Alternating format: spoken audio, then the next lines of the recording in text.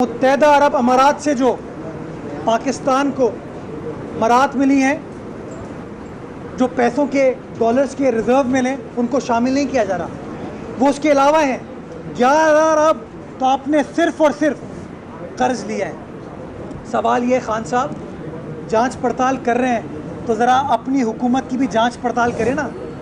वो कहते हैं एवरीथिंग स्टार्ट्स एट होम, तो अपने घर से स्टार्ट करें, अपने टाइम पीरियड से स्टार्ट करें।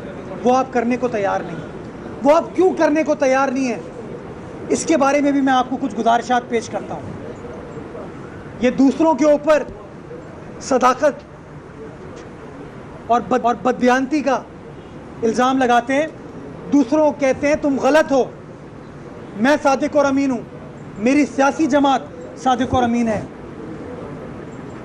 हम कानून के मुताबिक काम करते हैं। अभी इसी हफ्ते स्टेट बैंक ने पाकिस्तान तहरीक इंसाफ के जो बैंक अकाउंट्स हैं उसके बारे में एक तफसीली report election commission of Pakistan को भेजी है। अखबारात में उस रिपोर्ट के मंदरजात को नशर किया गया है, पब्लिश किया गया है, अब पाकिस्तान को भेजी है।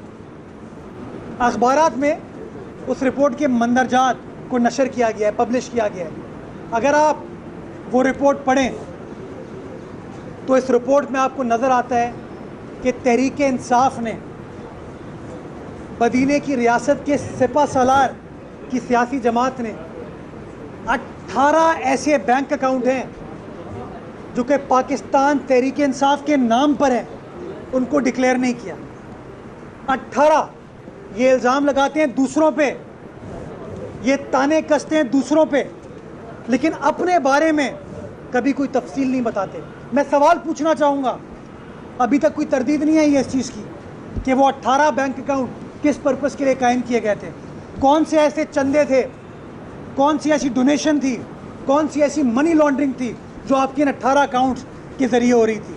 और जनाब वज़ीर आज़म, जनाब कप्तान, अब ये बात पाकिस्तान पीपल्स पार्टी ये ऑपोजिशन नहीं कर रही है, ये स्टेट बैंक ऑफ पाकिस्तान की रिपोर्ट कह रही है, वो रिपोर्ट जो उन्होंने इलेक्शन कमीशन ऑफ पाकिस्तान को जमा कराई है।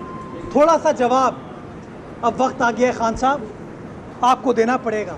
और मैं आपको बता दूं खान साहब, आपके हथकंडों से ऑपोजिशन घबराने वाली नहीं है। आप तो सिर्फ इशारा करते हैं। मैं आपको यकीन दिलाता हूं कि पाकिस्तान की सियासी जमातें, पाकिस्तान की जमहूरी सियासी जमातें जो कि पार्लियामान में मौजूद हैं, वो आपके एक एक वादा खिलाफी का एहतसाब करेगी। आपने जहाँ जहाँ पाकिस्तान की 22 करोड़ आवाम से झूठ बोला है, आपका एहतसाब लिया जाएगा, आपसे सवाल पूछा जाएगा। हम आपको भागने नहीं देंगे।